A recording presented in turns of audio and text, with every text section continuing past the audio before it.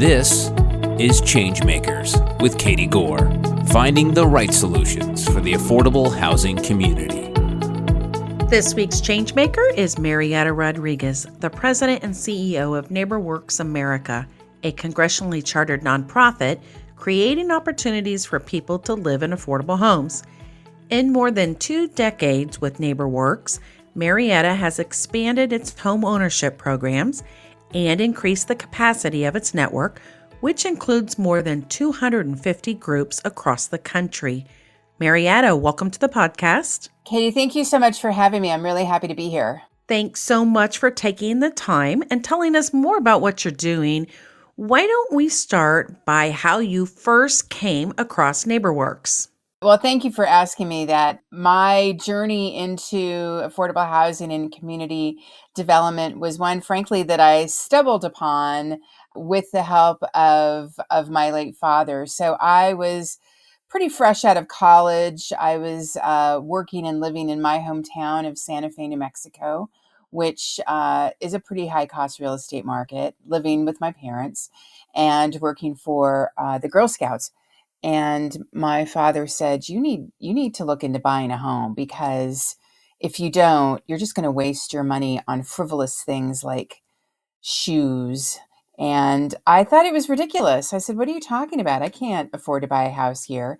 But he signed me up for a home buyer ed class that was offered by then the Neighborhood Housing Services of Santa Fe, now known as HomeWise, which was a NeighborWorks organization, but I didn't know that at the time. But I learned through that home buyer ed seminar that they would help me with a variety of services and support, including a down payment assistance program, which if I saved $5,000, they would match me. And that seemed pretty compelling to me. And I was able to save my $5,000 and get a matching grant, which helped me buy my first home in Santa Fe. And I got to know the organization a bit more through that experience. I was really impressed with what they did.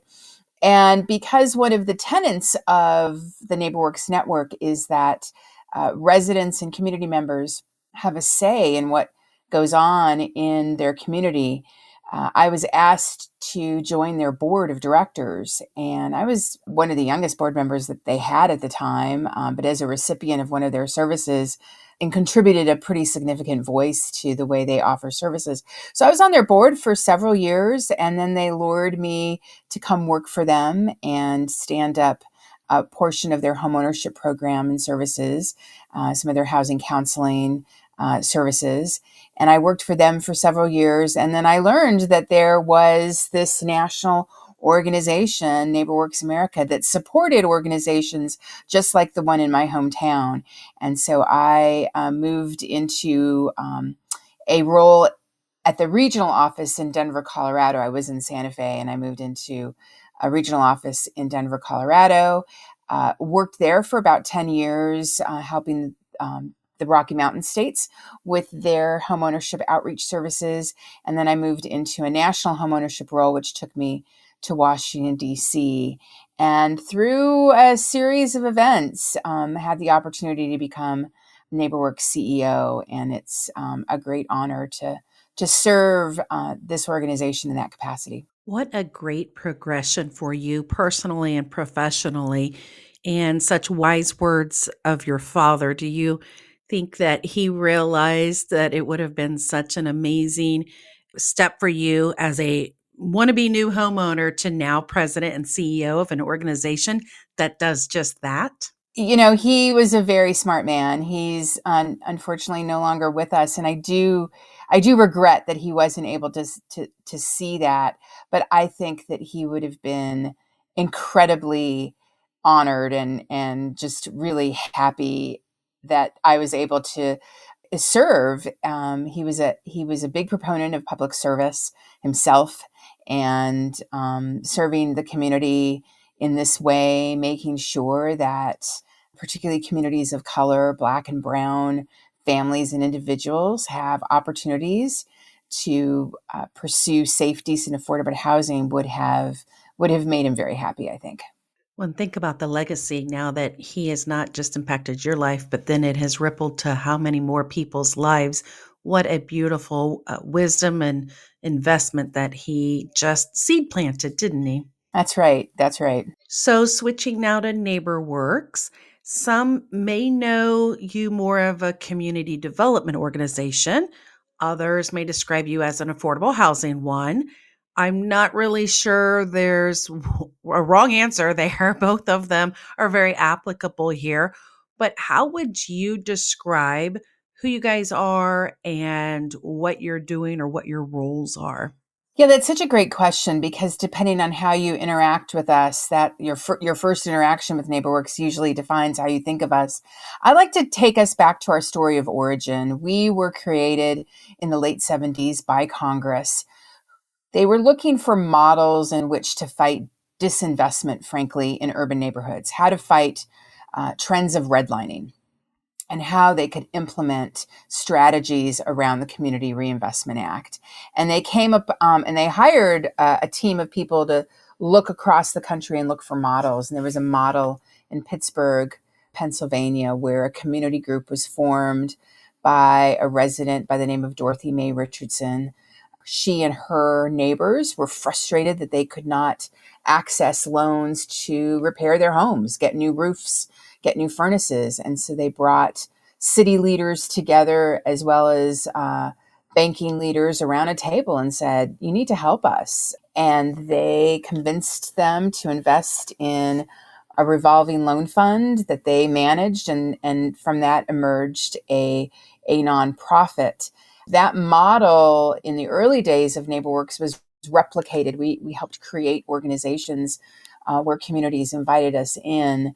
So in some ways, I think about us as both thinking about the community needs, but also what the residents in those communities might need, which fit in both the community development aspect as well as in housing. Many of the organizations in the NeighborWorks network develop housing, both single family and rental. And so I think we bridge both worlds, but at the end, and our organizational DNA really comes from the fact that we are about people and place. And how do we make sure that we're supporting both the community and what they need, as well as the people? People have access to what they need to live and thrive in that community. So, going from the 70s, and you really were the first group of people who started doing that. There may have been some local programs, but from a national policy perspective. And then now seeing what has happened to several city cores through the pandemic, are you seeing that same kind of disinvestment as the businesses have changed, as downtown has changed, as markets and needs? Give us a glimpse of what you see now today. Yeah, as we zoom out and look across the country, you definitely see urban corridors changing in terms of workforce being deployed from homes versus offices. I think we'll sort of see that pendulum swing back, but there is most definitely still the need for community investment. And the mission of NeighborWorks is as relevant as it was in the 70s as it is today because of institutional and structural barriers that have been built up over the decades. We're living in a very, relatively speaking, interest rate environment right now, certainly not in comparison to what happened in the 70s, but certainly in most recent years. The other aspect related to the pandemic is the pandemic really illustrated for us the importance of home. During the pandemic, people were working from home. Many still are. They were educating their children from home. They were accessing critical services through telehealth. But unless you had access to a safe home that had access to broadband and you weren't living in a food desert, home really became your safe haven. And those families and individuals that didn't have access to that were really hit harder by the pandemic. And so I think it really illustrated the importance of home. When you say, what's the impact been of the pandemic? I think that's One of them that you don't hear a lot of people talking about is the importance of home and making sure that families and individuals are appropriately housed so that they can continue to live and thrive in their community may look very different than when it looked like pre-pandemic. So you have 250 community development organizations and you're serving nearly 5,000 local communities. Is that correct? That's right. We have a NeighborWorks chartered organization in every state of the country, including Puerto Rico and the District of Columbia, and they have a dedicated service area. So, what are you strategically or collectively doing with that membership? Tell us what your roadmap is moving forward because we've all gone through such a difficult last 3 years and at varying levels. We just talked about how the urban core is trying to revitalize yet again. What would you say your membership are trying to map out, even in the near term or long term? I think there's a couple of critical things happening. Number one, anytime communities are in crisis or facing challenges, and certainly we see communities facing challenges right now coming out of the pandemic, whether it's the investment you talk about in downtowns or it's in education or even around race relations, frankly. What we continuously find is the NeighborWorks organization in that community plays such a vital role in matching residents and people to resources. So when someone is in crisis, whether it was the foreclosure crisis of 2008, whether it's the pandemic and the need for rental assistance, it's really hard for the person that's in crisis to know what resources and how to access them. And oftentimes, our organizations play that critical quarterback role where people can go to them and find out what's available. And I think that continues to be the case, particularly in light of disaster recovery in certain communities. Our groups do such a great job of connecting customers and people to resources. So I think we're going to see more of that. At NeighborWorks, like I said before, we really think about the community and the people and how do we resource what are needs in particular communities, and not all communities need the same thing. So we really try to listen to our network and our network members to find out, is it technical assistance? Is it capacity building around disaster recovery? Do they need help bringing capital and investment in? And is one way we could do that by providing technical assistance to help that organization explore whether or not they should become a community development financial institution or a CDFI, which is a designation out of the Treasury Department where they can access additional resources and investment that can come into the community. Is it training and capacity building? As we map out the next couple of years, I think those kinds of services and resources are going to be critically important to the network and to the community. I think the second thing that we are seeing is the community development industry is sort of at an interesting maturation level right now. We're starting to see a lot of CEOs and executive directors that may have started with their organizations in the late 70s, early 80s, looking at retirement. And we really are working hard to make sure there is a pipeline of leaders that can come in behind them and lead these organizations for the next decade or so. So how do we build that pipeline? Certainly many years ago when I was in college and thinking about careers, I didn't even know about community development, that was something that I could make a career out of. So how do we socialize that with young people in college and graduate schools? And then how do we grow leadership to take on what are becoming some incredibly sophisticated and complex organizations? So I think that's a second thing that we think about. And then the third thing is, how do we bring new capital sources into communities? There were not enough affordable housing units either on the rental side or the homeownership side pre-pandemic. Yep. Yep. And the pandemic has made that worse. We are short of affordable units, which is driving the cost of entry, both on rental and homeownership, almost out of reach. And so, how do we so we're really looking at capital sources, new investors, new patient capital to help bring more affordable units online. Our network is sitting on thousands of units, but for the right kind of capital to put the deal together, to get dirt moving and units built. So there's a real need for capital in that regard as well. So I think those are the three biggies. There's certainly a lot more that we're thinking about, but those are the three in the near term. Can you brag about one or two communities that you think are just really out there doing it right? And I Oh know my it's hard to gosh, play favorites, and you probably have a lot more than one or two, but just give us some idea who it is, what they're doing. that is such a hard question because there's so much great work going on. Um, I'll talk about one of our organizations in the Midwest, Beyond Housing. We have a CEO by the name of Chris Kremeyer, and he is, along with his with partners and stakeholders in that community, have made a commitment to change that landscape of that community over the long haul through investment in ways that you wouldn't necessarily think of. For example, early on, they invested in the development of a grocery store. They invested in bringing a movie theater to a community.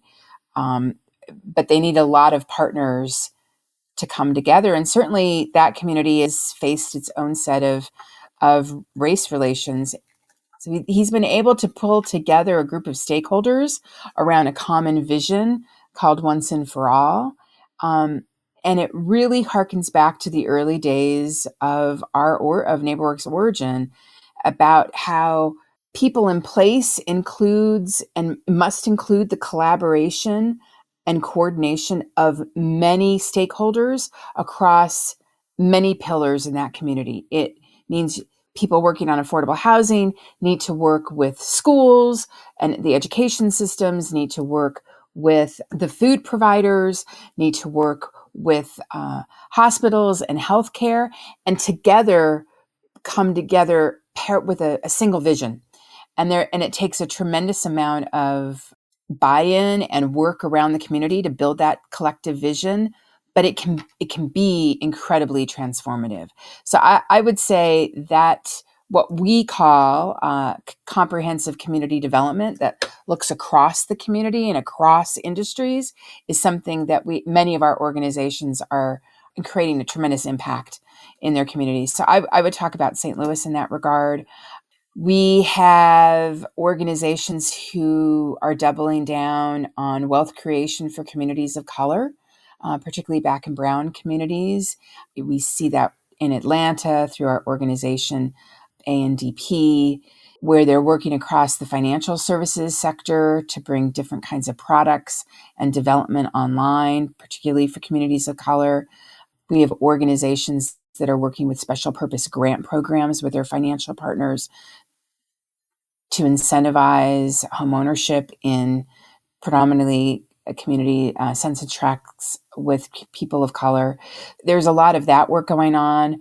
We have an organization in Los Angeles, a community of friends. They're doing some incredible work with special needs housing, previously homeless veterans and people with substance abuse who are in need of transitional and permanent housing, and permanent supportive housing. So there's just incredible work happening all across the country. Those are just a few, but I feel bad because there's a lot of great work happening, and that's just to give you some picture of all that's going on. I like that you mentioned it because we talk about how much need is there and how expensive it is to build the units. And yet we still have to remind ourselves and encourage ourselves that it can happen and it does work. And then you've just pointed out several instances where I know a lot of effort, a lot of community building, a lot of funds, a lot of starts and stops, but yet at the end, you move the individuals in, they have housing stability, they have the opportunity for life stability, and even economic empowerment. That's when it all works. So we have to keep striving for that.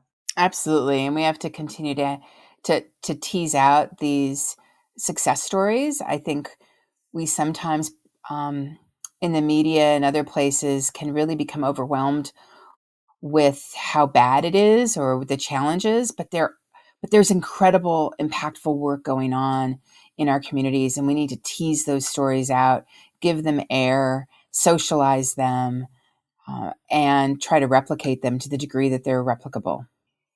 And it doesn't take away anything from the daunting statistics that, there's a 3-year high at 18% of people who are moving in and overcrowding, sharing beds, or you've got certain population groups, even a study that you guys did that showed that for Native Americans, the percentage is even higher on how the financial challenges are rippling through housing instability. And you've got that statistic, the cost of building, the escalating rents, and it's just when you look at the numbers, it is so daunting, which makes what St. Louis is doing in Atlanta even that more impressive. Absolutely. It can be overwhelming for sure, but it can be done. It's harder in a resource constrained environment, which we're a little bit in right now, but it absolutely can be done. So, switching gears here, NeighborWorks America, you mentioned earlier that you guys are a congressionally chartered nonprofit, and you've added that you receive a direct annual appropriation to really support what you're doing. You guys have done an interesting analysis on the dollar ratio for leveraging. Can you tell us what you guys have figured out, how that impacts communities through this appropriation? Yeah, thank you for that question. We are a congressionally chartered nonprofit, and we are fortunate enough to have the bipartisan confidence in Congress, which in Washington these days is nothing to sneeze at. But we're really lucky and fortunate there, and so we do receive a direct appropriation. The majority of that appropriation is put out into grants into the community every year. And what happens is we put that money out, those grants out, both in development and lending capital that become an asset on those nonprofits' balance sheets. And we also provide expendable money that helps their operations. But what those NeighborWorks organizations are able to do is take our money and blend it with other money, which makes that appropriation go any further. So you were talking about leverage, and right now our leverage is for every congressional dollar, they can leverage that up to 65 more dollars, which is something we're really, really proud of. And that is typically something that we talk a lot about and take very seriously, because we feel like we are responsible for being really strong stewards of the taxpayer dollar. But because we're also a nonprofit, we are able to raise private dollars as well, and we do that through foundations and through the financial services sector, so that we can take that money and blend it even more and make it go further.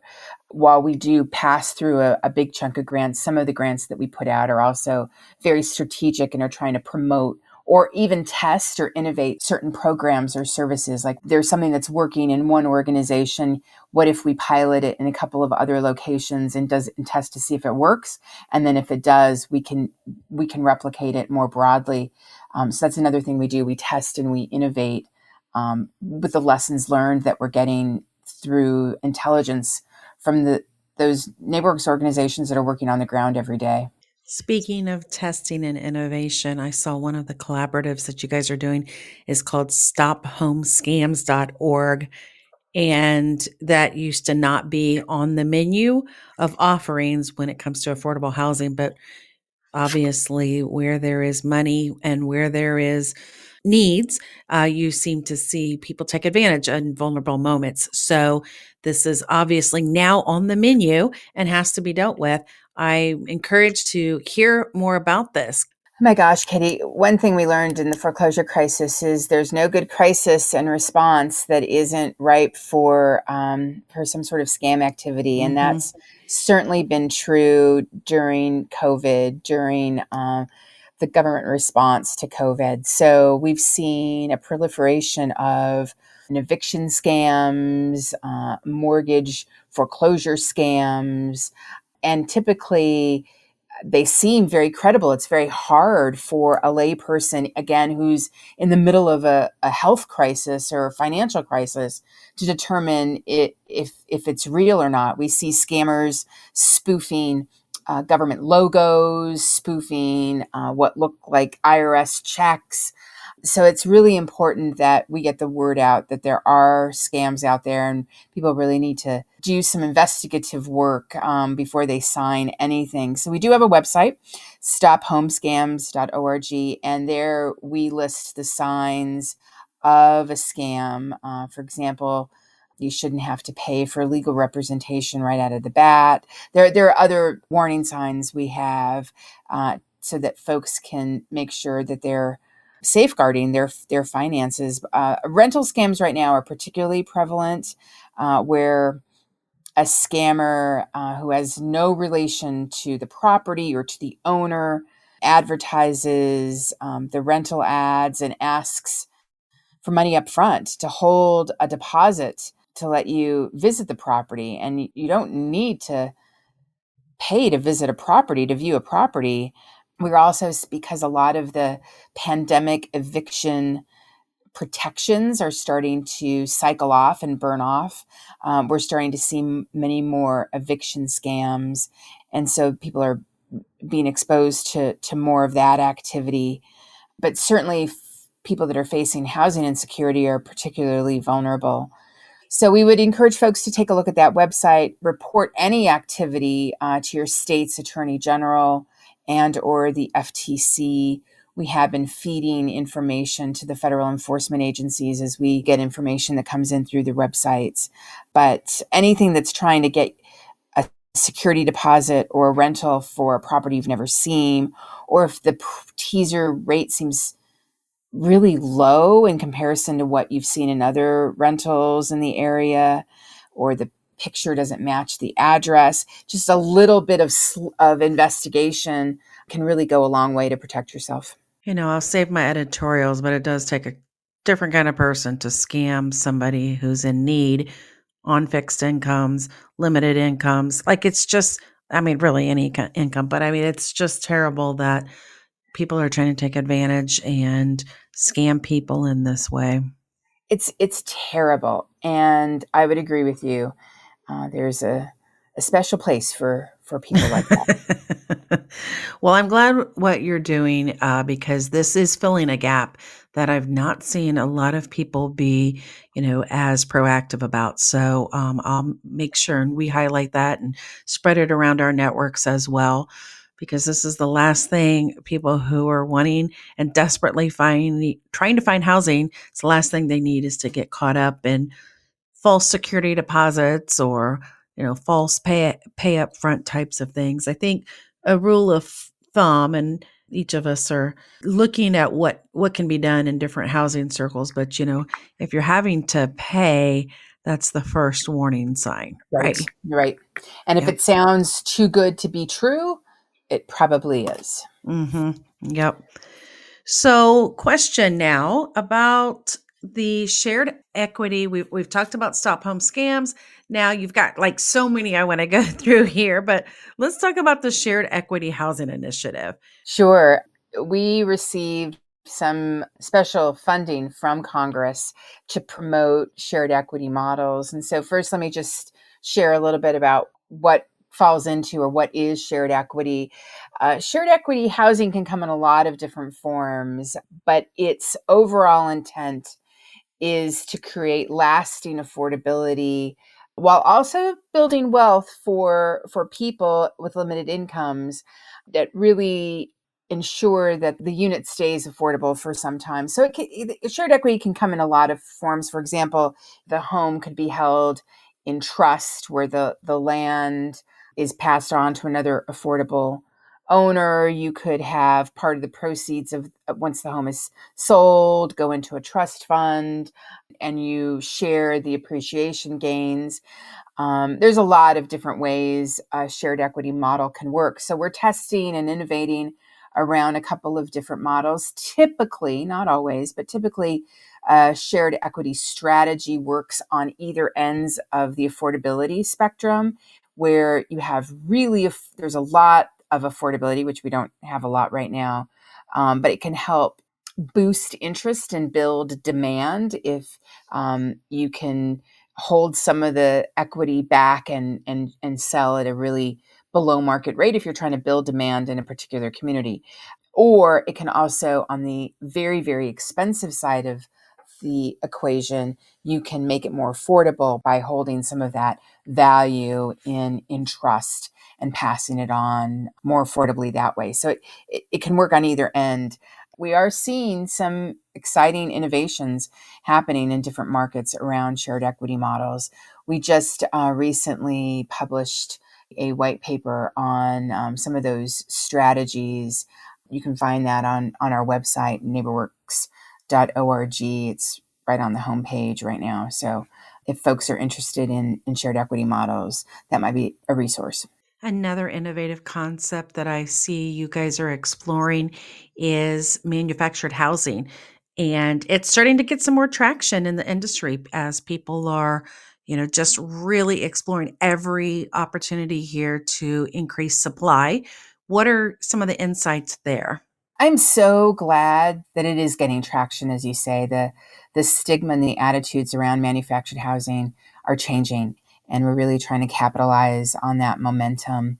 Manufactured housing is not the trailer of 1975. They're really well built structurally, and what they can do is they can provide an opportunity for construction that brings down the cost, particularly in a market that there's not enough construction labor. You can build these dwellings a little bit off-site and assemble them on-site. That can help with cost. We're finding that it helps in rural communities, even in suburban communities, when they're really looking to increase both affordability and put units in the ground quickly.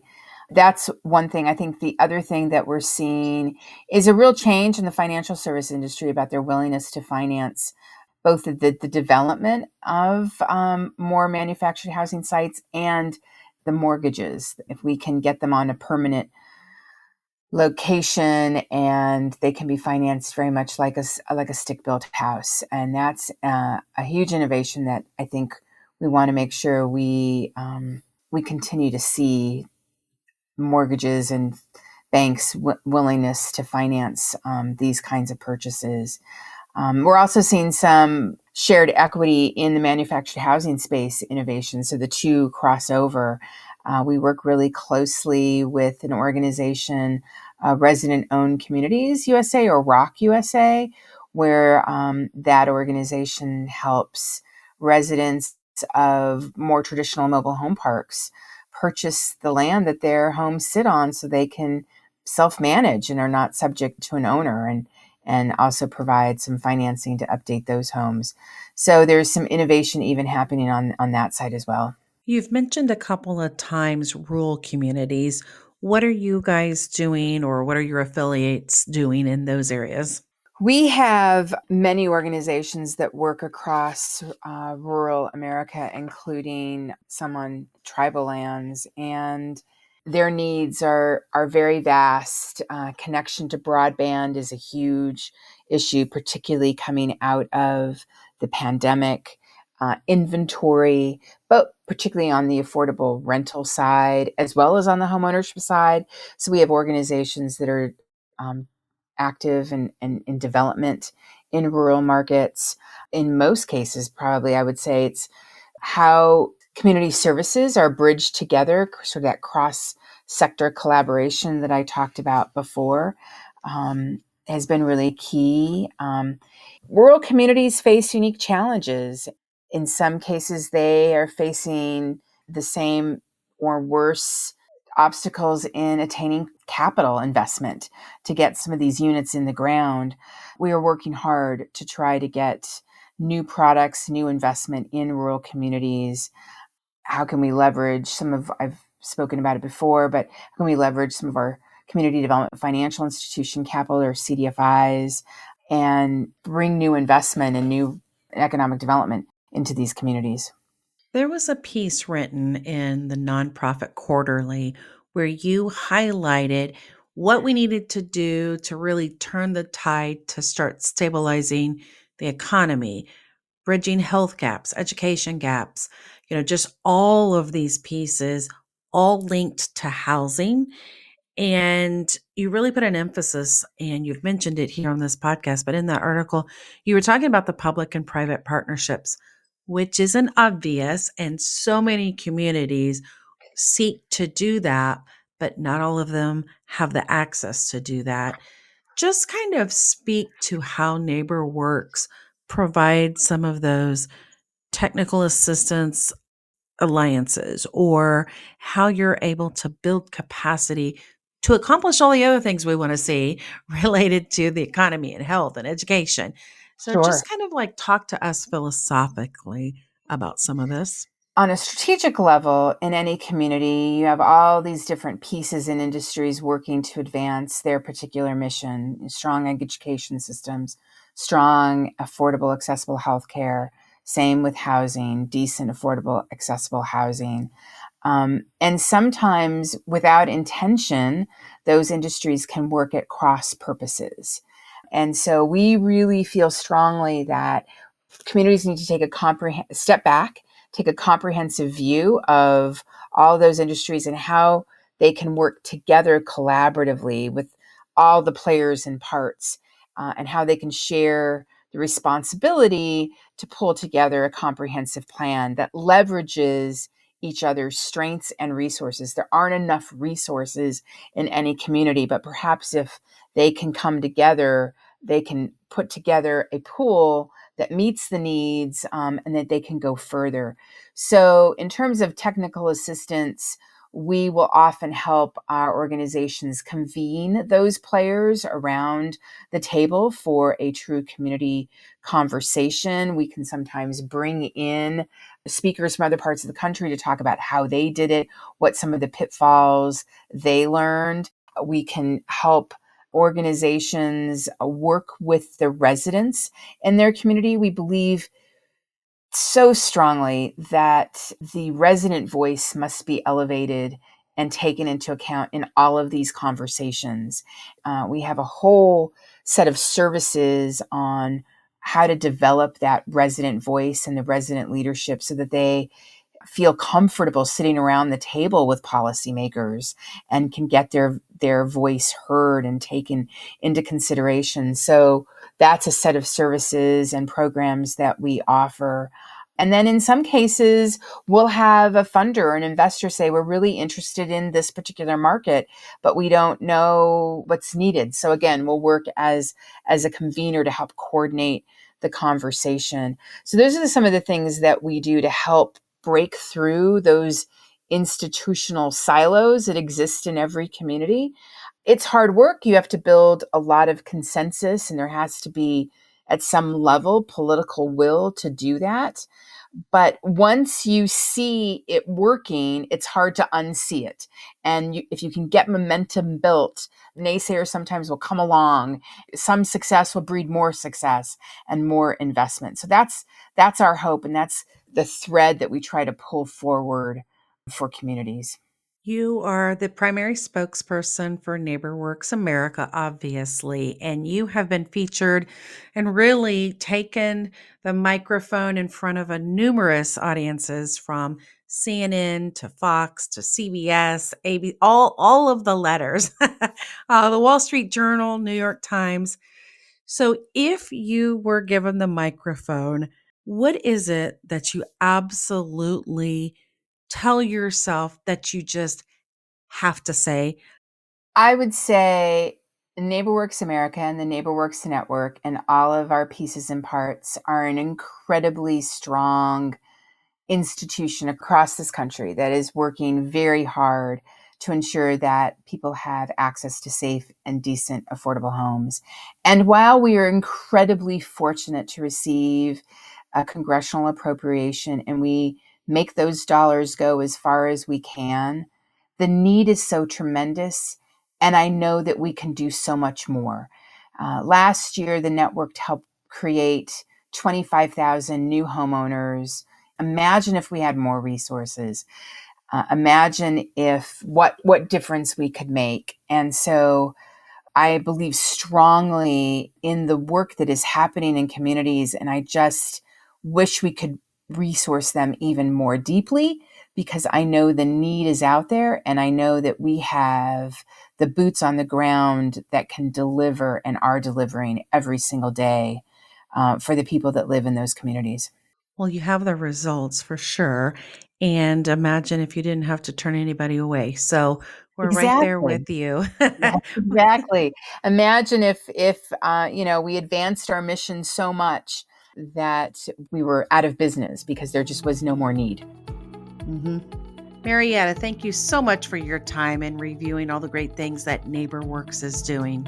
Thank you so much, Katie. I really enjoyed talking with you and sharing the incredible work that's happening in the NeighborWorks network.